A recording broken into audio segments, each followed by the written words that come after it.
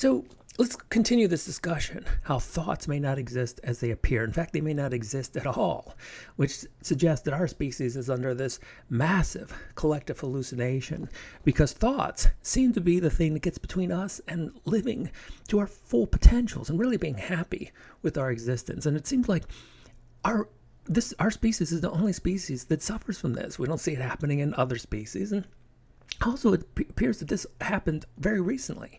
And so Homo sapiens maybe were 300,000 years old, but it just seems like recently, maybe 50,000, maybe even fewer than that, we started to have a thinking problem. So let's start off with a definition from Neisser. He was really the first cognitive psychologist, and he made a huge insight for our species.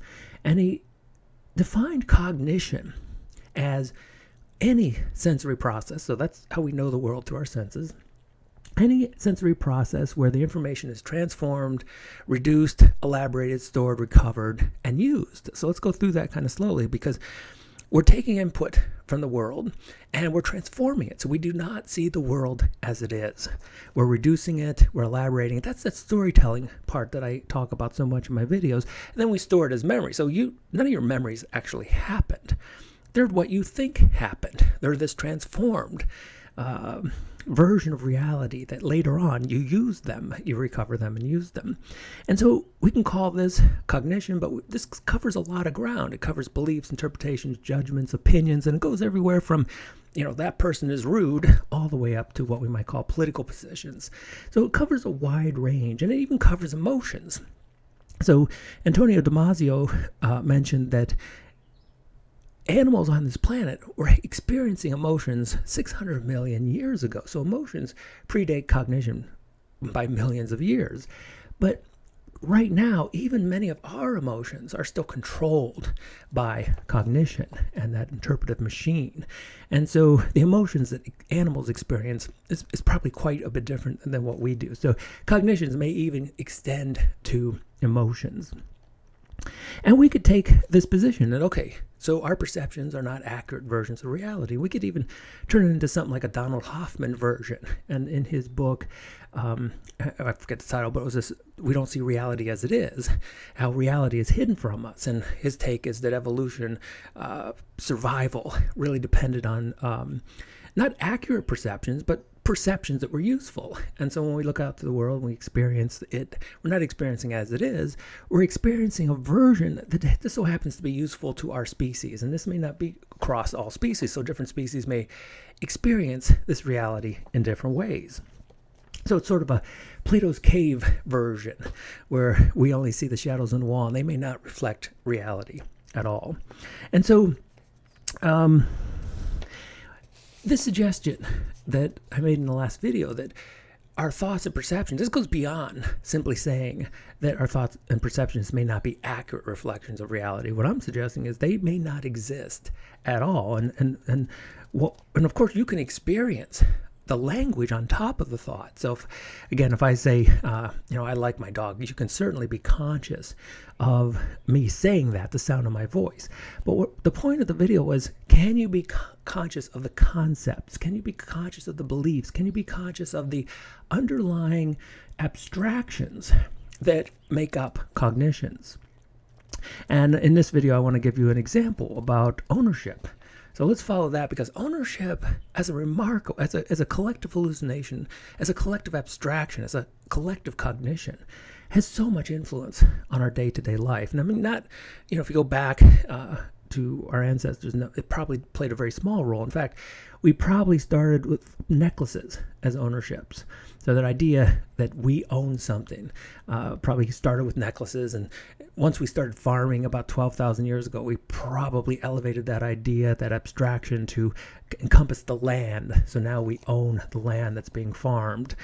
And of course, then started trade. But when we talk about ownership, it's clearly a category. So consider now, like, what you own and what you don't own. And so it's clearly the left brain concept. It's a left brain cognition. And so I may think I own my car. Maybe I own my guitars. Maybe I own this house. So go through a list of all things you think you own and how strange this is. Because it's such a new abstraction for us. And while you can become conscious of examples of ownership, so, I could say, I own this pen. And what does that mean? Why control it? Well, certainly in our past, there's been, the strongest of the animal may control a piece of meat or a supply.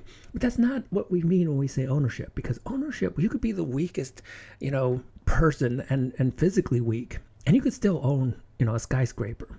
And so when we get into ownership, we're talking about a concept that's so different than the physicality, the conscious experience we have when we hold a pen. And so let's do an exercise with this. And as I said, things got cranked up in the last 200 years. So I mentioned that things like fame, nationalism, even fascism are just really recent things with us humans. But it seems like we're on a second level escalation with these abstractions, because now we've got cryptocurrency, we've got the internet, we've got, friends are on social media. And it seems like, the self is another abstraction, but now we're taking the self even far more seriously than we ever have in the past. And so there are books like The Culture of Narcissism, which came out, maybe it was in the 80s or 90s, but it came out and suggesting that, current culture has taken and escalated this abstraction of the self to higher levels than it's ever been in our species. And I had a quote here from it, something like, the narcissistic personality disorder has now become a typical reflection of current American society as a whole. So again, let's get to the exercise. So we could become conscious of the pen. We could become conscious of what I'm hearing. So someone's mowing the lawn somewhere, and I could become conscious of that. And this is why grounding is so effective. So when anyone's having a panic attack or thoughts have become so intrusive, the technique is like, well, become conscious of 5 things you can see, 5 things you can hear, 5 things that you can touch. As that brings us back to the real world, as opposed to these abstractions. Now, in the same way that you can become conscious of this, of the sound of my voice, I want you to become conscious of the concept of ownership. Not examples. So you could say, I own this pen, or I don't own the Eiffel Tower. Don't give categorical examples. Go to the experience of the category itself. So I want you to become conscious of ownership as a concept. Keep practicing it. And I'd love to hear in the comments, because I doubt anyone will be successful, because you can't become conscious of it. And because you cannot become conscious of it, I am suggesting that these concepts, and they go the same thing with the self. The self is just another example of a concept that is illusory. Become conscious of the self. This is what Nisargadatta was all about. Can you trace the I statement back to its origins? And can you really see and experience and consciously be who you are? As a thought, you can't, because we cannot become conscious of thoughts. We can only let consciousness experience the illusion that these thoughts are something more than they are.